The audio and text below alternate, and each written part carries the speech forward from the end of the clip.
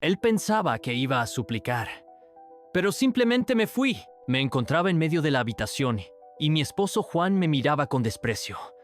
Estaba seguro. Una huérfana sin familia, ¿a dónde iría? Se había acostumbrado a presionar, humillar, volcar en mí su infancia llena de agravios. Pero ese día algo cambió. El amor murió definitivamente. ¡Divorcio!, gritaba él, esperando súplicas, lágrimas, histeria. Pero yo en silencio tomé mi bolso, firmé los papeles y crucé la puerta. Silencio. La familia quedó paralizada por el shock. Juan palideció. Sus dedos se apretaron sobre su pecho. De repente se dio cuenta. Él mismo me empujó al borde. Pero ahora le tocaría suplicar a él. Ni siquiera miraste las condiciones, murmuró. Su voz temblaba de asombro. Limpié una lágrima. Sonreí ampliamente y dije, «¿Piensas que soy una huérfana débil y pobre, verdad? Cuando salvé a tu abuela, no necesitaba recompensas. Ella insistió en nuestro matrimonio para que yo estudiara, pero tu dinero ya no me interesa». Lo miré firmemente. Luego vacié abruptamente todo de mi mochila al suelo. Solo había libros y bolígrafos. Nada más. Con esto llegué a esta casa, comencé. Sabía que no me aceptarían como igual. Me convertí en su sombra. Cumplía todo sin quejarme. Y ustedes solo me humillaban. Guardé silencio por un momento. Luego continué. Todos pensaban que me casé contigo por riqueza. Aquí está su dinero, Isabel. Tómelo de vuelta. No tomé ni un centavo y no le debo nada a nadie aquí. Juan me extendió una libreta y una tarjeta. Aquí está cada centavo que me diste, dije. No lo gasté, lo puse en una cuenta. Esperaba que entendieran, pero en vano. Les devuelvo todo. Me dirigí a la abuela, sosteniendo la tarjeta como si me quemara las manos, y dije tranquilamente, «Doña Carmen, pagaste por mis estudios para el matrimonio con Juan. No lo necesitaba. Estoy devolviendo la deuda». Ella lloró, pero no me ablandé. Mi corazón se había endurecido por sus mentiras. «¿Cómo sabemos que la tarjeta es auténtica?», intervino Sofía, siempre obsesionada con el dinero. Le lancé una mirada helada y ella se encogió en el sillón. «Vayan al banco. Verifiquen. No me asusta perder su riqueza. No temo a la pobreza, como tú». Todos me vieron diferente, fuerte, inflexible. Noté a María en la esquina, acurrucada junto a Juan, con una ligera sonrisa, y entonces todo se aclaró. Ella fingió la lesión para culparme y expulsarme de la familia. La ira hervía dentro de mí. Me acerqué a ellos. La furia ardía en mis ojos. María tembló, y Julia, sonriendo, lamentaba el divorcio. «Es tarde para lamentarse», dije. Sin mirar a Julia, me incliné hacia María. «Te empujé yo, ¿verdad?», pregunté fríamente. Ella se encogió. Las lágrimas brotaron y gritó, «Tengo miedo. Aléjenla de mí». Pero Juan solo preguntó secamente, «Isabel, ¿firmaste los papeles?». Casi me reí. Pero en lugar de eso le di una bofetada a María. El sonido de la bofetada aturdió a todos. Juan saltó de ira. «¡Isabel!». No retrocedí y le di una bofetada a él. La familia jadeó. Nadie antes se había atrevido a tocarlo, y mucho menos yo, la exesposa. «Esto es por difamarme», dije tranquilamente. «Si hubiera sabido que conspiraron para acusarme, empujándola por las escaleras, no estarías aquí, jugando con las vidas de otros por beneficio». Lo miré directamente. «La elegiste a ella, no a mí. Y junto con ella intentaste quebrarme. Soy pobre, pero no inhumana. Y tu amante está dispuesta a todo por engaño y dolor. Se encontraron el uno al otro». Mi voz temblaba, pero terminé. «Me defiendo. No me vengaré, pero esto se acabó. Somos extraños. Si nos encontramos de nuevo, te aplastaré. Y a mí misma, si es necesario». Las palabras me quemaban el alma. Salí hacia la puerta, dejando a la familia Ortega bajo la lluvia. Las lágrimas fluían mezclándose con el agua del cielo. Después de todo lo que hice por ellos, me pisotearon. «Esto es el fin», sonreí amargamente. Llamé a Alejandro. «Sácame de aquí». La lluvia azotaba. Esperaba en la calle, empapada hasta los huesos. No era solo una partida. Quería que me vieran por última vez. Juan miraba desde la ventana, apretando los puños. «¿Por qué esto parece un error? ¿Por qué ella parece tan destrozada?», murmuraba. Un coche blanco se acercó. Un hombre alto con un paraguas salió hacia mí. Las piernas no me sostenían, pero me mantuve en pie hasta que Alejandro corrió hacia mí. «Isabel, ¿qué te hicieron?», preguntó, mirándome horrorizado. Sonreí débilmente, con una sonrisa vacía. desconocida. Me senté en el coche en silencio. Encendió la calefacción, me ofreció su chaqueta, pero la rechacé. Necesitaba sentir el frío para asegurarme de que esto era real, que la pesadilla en esa casa del león que me devoraba había terminado. ¿A dónde vamos? ¿A casa o a doña Olivia?, preguntó suavemente. A Olivia respondí. Allí no me molestarán con preguntas. Allí me esconderé. La invisibilidad se convirtió en mi salvación. En la pensión, me retiré a la vieja habitación donde vivía antes del matrimonio. Todo como antes, pero el alma en pedazos. Alejandro me besó en la frente y se fue. Llámame si necesitas algo. La puerta se cerró y me desplomé en el suelo. No lloré, no grité. Solo me quedé sentada, mirando el viejo techo, que se sentía más cálido que los abrazos de Juan, esos que alguna vez soñé. Los días pasaban en silencio, como agua entre los dedos. No salía de la habitación, dormía en la esquina y despertaba en el mismo lugar, agotada por el vacío. A veces comía pan o sopa, otras veces incluso lo olvidaba. Alejandro tocaba la puerta, dejaba bolsas con comida afuera, enviaba mensajes, pero yo no respondía. ¿Cómo hablar con el mundo si ni siquiera podía encontrar palabras para mí misma? Mi corazón callaba, mis pensamientos se enredaban y yo solo existía, como una sombra. En la mañana del cuarto día, el teléfono vibró con tanta insistencia que no pude ignorarlo. Alejandro había enviado una avalancha de mensajes. Abre la puerta, es urgente. Me levanté con las piernas temblorosas y abrí la cerradura. Él entró apresurado, sosteniendo su teléfono y me mostró la pantalla. Era un video. María estaba en el hospital, con un collarín en el cuello, quejándose teatralmente ante un reportero. Yo solo quería ayudarla, pero ella me odió por eso. Estar cerca de Juan se volvió peligroso. Pensé que iba a morir.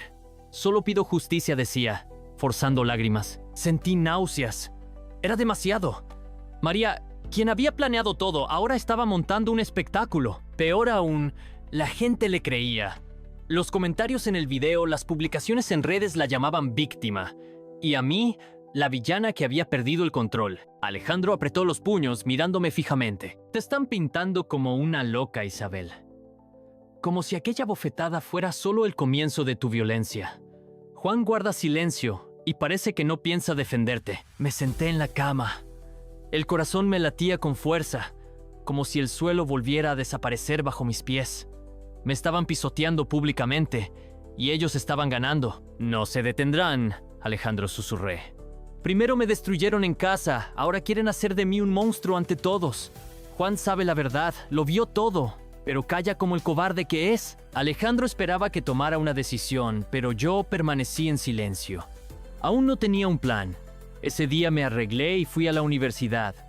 Me recibieron sin hacer preguntas. Sabían que Juan había pagado mis estudios, pero no entendían por qué había regresado usando mis propios ahorros. No había tocado su dinero, ni siquiera el que estaba en mi cuenta. Sabía que algún día tendría que empezar de cero. Y ese día había llegado. En los pasillos susurraban. Me miraban, pero yo no aparté la vista. Ya había pasado por lo peor. Sus miradas eran insignificantes. En clase, el profesor de Derecho me detuvo al final. Pensé que era sobre una tarea, pero cerró la puerta y dijo: Isabel, leí un trabajo antiguo tuyo y vi las noticias. Sé que estás pasando por algo difícil. Si quieres, puedo ayudarte. Conozco a un abogado serio. Entonces lo entendí. Tal vez había perdido una batalla, pero seguía viva. Aún tenía fuerzas y, al parecer, ahora también tenía apoyo. Esa noche me senté con Alejandro en la pensión y le conté todo lo que había guardado dentro. Él escuchó en silencio y luego preguntó: ¿qué quieres? ¿Paz o venganza? Ambas cosas, respondí con firmeza. Sonrió levemente, puso una carpeta sobre la mesa y dijo: entonces, pensemos cómo lograrlo. La venganza no es como en las películas. No son explosiones ni discursos dramáticos con música de fondo. Es silencio. Es una mirada fría cuando todo se vuelve claro. Es cuando el dolor se convierte en un plan y la ira aprende a esperar. Nos quedamos en esa habitación, con paredes delgadas y la lluvia golpeando la ventana. Alejandro abrió la carpeta. Aún no tenía nombres, solo bocetos, ideas, riesgos. Pero sus palabras me hicieron verlo todo de otra manera. Tu dolor se ha convertido en su arma. Ahora harás que sea el tuyo. Asentí, sin decir nada. ¿Por dónde empezamos?, preguntó. Tomé un bolígrafo y comencé a contar todo con una calma que nunca había tenido antes. Las humillaciones en aquella casa, Los comentarios hirientes de Sofía sobre mi pasado, las burlas de Julia en la mesa delante de los invitados, las órdenes susurradas, la indiferencia de Juan incluso cuando fingía ser amable, y el golpe final de María. Cada nombre, cada momento quedó escrito en papel. Alejandro lo organizaba como si fuera un detective reuniendo pruebas, pero él era más que un ayudante. Me veía tal como era, incluso en mis pedazos rotos. Esto no se trata de limpiar tu imagen, Isabel dijo, señalando una hoja con la palabra confianza. Su poder está en la confianza de los demás. Si la rompemos, todo se derrumbará solo. Un par de días después, me llevó a una oficina modesta. Allí nos esperaba Marcos, un abogado directo, con desprecio por los ricos y sus juegos. Familias como esas siempre se esconden detrás del dinero, y la reputación dijo sin rodeos. Pero si quieres derribarlos, hay que golpear con inteligencia, con hechos, no con gritos. Nos pusimos a reunir todo: mensajes, extractos bancarios, testimonios de compañeros que habían visto a María rondando a Juan mucho antes del divorcio, grabaciones donde me aconsejaban callar por el bien de la familia. Cada detalle era un hilo en la red perfecta que ellos creían haber tejido. Ya no me escondía, me estaba preparando para atacar. Alejandro escarbaba en sus vidas como un investigador. Reunió un dossier sobre su imagen pública, entrevistas en periódicos, eventos benéficos, publicaciones en redes. Sofía se lucía en el comité de mujeres empresarias de la ciudad, posando como salvadora de los pobres. Julia manejaba una página donde publicaba frases sobre la bondad, pero a espaldas se reía de las víctimas. Juan era el típico callado de traje. Todos lo creían honesto porque hablaba poco y sonreía justo lo necesario. Lo más difícil fue averiguar qué hacía María después de su show en el hospital. Desapareció de las redes, pero Alejandro la rastreó a través de una vieja conocida del trabajo. Resultó que María se estaba metiendo en una ONG para mujeres víctimas de violencia, usando mi historia como escalera. Se hacía pasar por mártir, exprimiendo lástima de un dolor inventado. Sentí náuseas por su descaro. Alejandro me miró con seriedad. Es arriesgado, Isabel.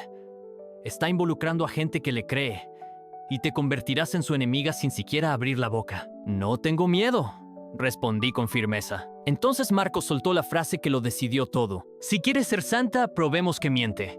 Primero sembramos la duda, luego mostramos la verdad. Esa noche me quedé sola en la habitación, acostada en la cama mirando el techo. Antes lo miraba para desaparecer, ahora lo hacía para reunir fuerzas. No solo quería limpiar mi nombre, quería que ellos probaran lo mismo, que el mundo viera su dolor y nadie los ayudara. Solo que yo resistí, y ellos no. Ni siquiera sospechaban lo que planeaba. Estaban seguros de que me había roto, que la lluvia me había lavado junto con mi orgullo, que quedaría como otra mujer olvidada a la que se podía silenciar. Su bonita historia, la que habían pulido durante años, no esperaba que mis lágrimas se convirtieran en un arma. Iba a devolvérselo todo, en silencio, sin gritos, solo mostrando su verdadero rostro ante todos. Empezamos por María. Era su carta fuerte, la débil, la dulce, la herida. Pero su máscara se estaba resquebrajando, y yo sabía dónde presionar. Alejandro creó una cuenta falsa en un grupo de activismo femenino. Un nombre sencillo, una historia creíble. La siguió, le escribía comentarios cálidos, como un admirador. Pronto ella cayó, creyendo que había encontrado un aliado. Después, con Marcos dimos el siguiente paso. Desde esa misma cuenta publicamos un artículo. Cuando la víctima no es quien dice ser. No mencionamos a María, pero la historia era casi idéntica a la suya, solo contada desde el lado de la acusada. Al final, una pregunta: ¿y si no todas las que gritan por una caída dicen la verdad? La gente reaccionó al instante. Algunos defendían a María, otros empezaron a cuestionarse. Se parece demasiado. ¿Dónde está el video de la escalera? ¿Por qué Juan guarda silencio?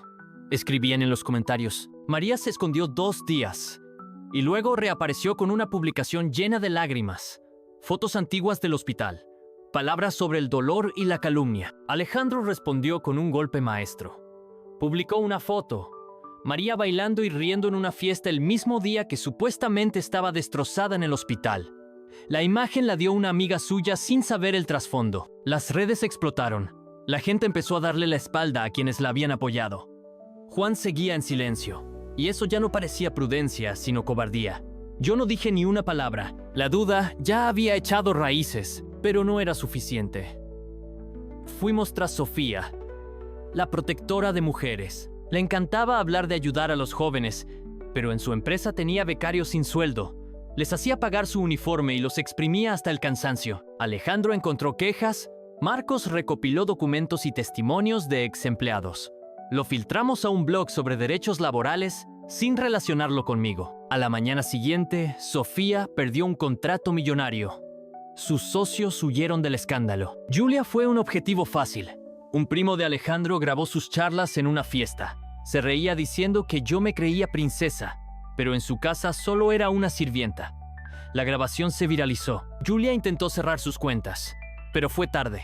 La expulsaron del comité de jóvenes empresarios por su arrogancia. Gritaba que era una falsificación, pero un amigo de Alejandro, un técnico, demostró que el audio era real. Su reputación se desmoronaba, pero Juan seguía apartado, observando la caída desde su rincón cómodo, escondiéndose tras su silencio como si eso fuera a salvar su nombre. Marcos sacó nuestro contrato de matrimonio.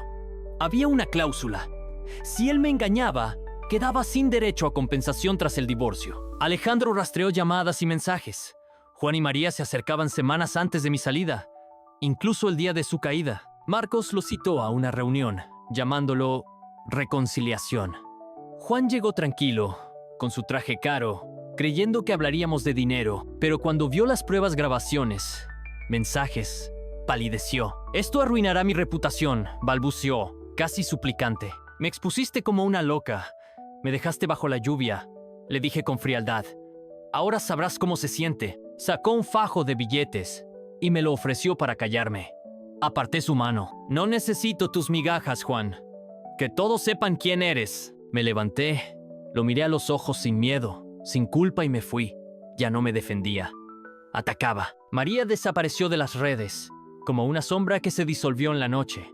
Sofía demandó a sus antiguos becarios, gritó sobre difamación, pero perdió.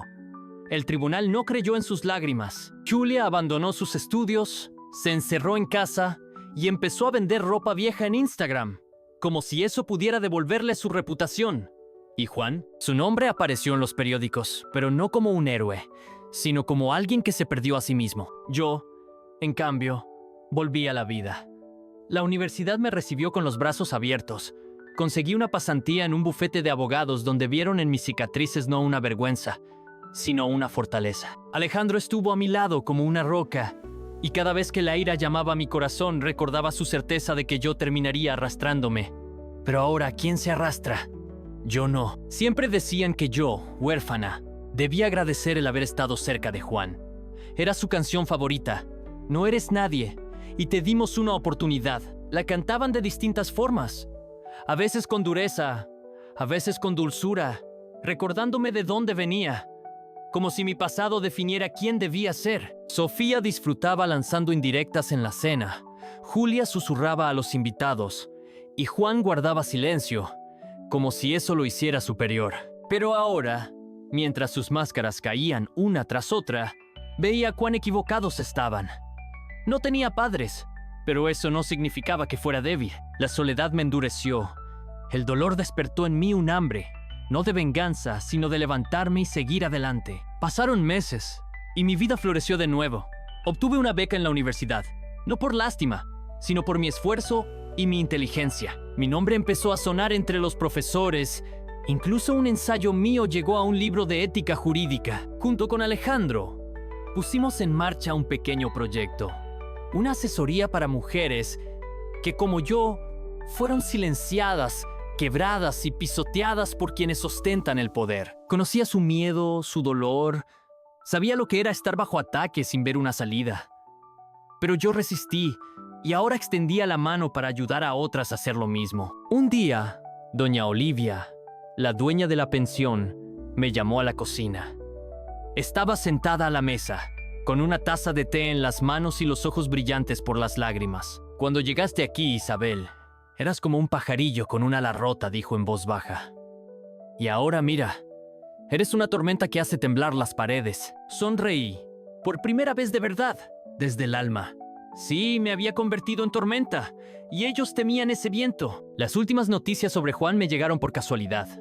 Se había tomado unas vacaciones en el trabajo, sus patrocinadores le dieron la espalda y el escándalo había corroído su reputación como el óxido. La confianza que tanto valoraba se evaporó. No tuve que gritar desde una tribuna.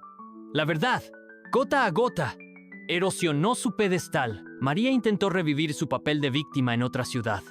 Grababa lágrimas en cámara, pero la gente ya conocía su juego. No duró mucho. Ahora es una sombra que huye de la luz. Sofía se convirtió en el blanco de auditorías. Su orgullo se tornó paranoia.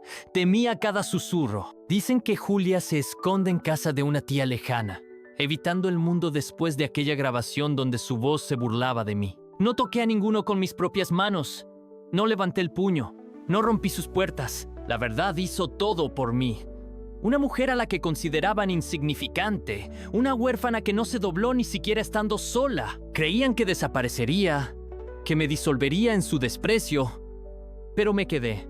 Y ahora ellos cosechaban los frutos de sus propias palabras y acciones. Un día tranquilo. Estaba sentada en nuestra nueva oficina. Pequeña, pero nuestra. Alejandro entró con 2 cafés. Dejó una taza frente a mí y preguntó: ¿Y ahora qué harás con toda esta libertad? Me quedé pensativa.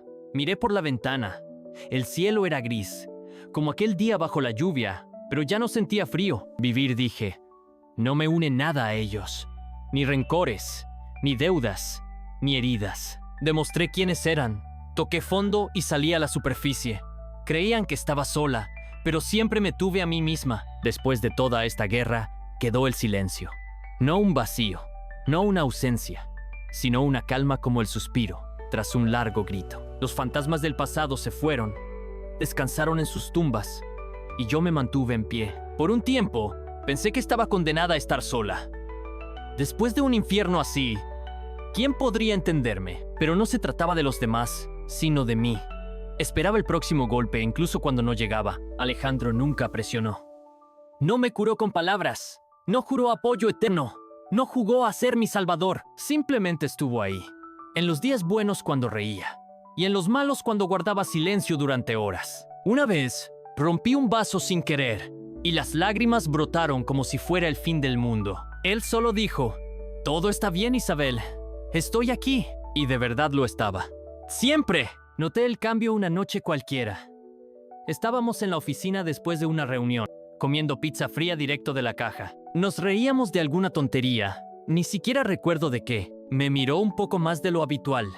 Lo sentí, pero no aparté la mirada. Lo observé de vuelta. En sus ojos no había miedo ni tensión. Solo calidez, paz. Alejandro hacía mucho que era mi familia, mi hogar.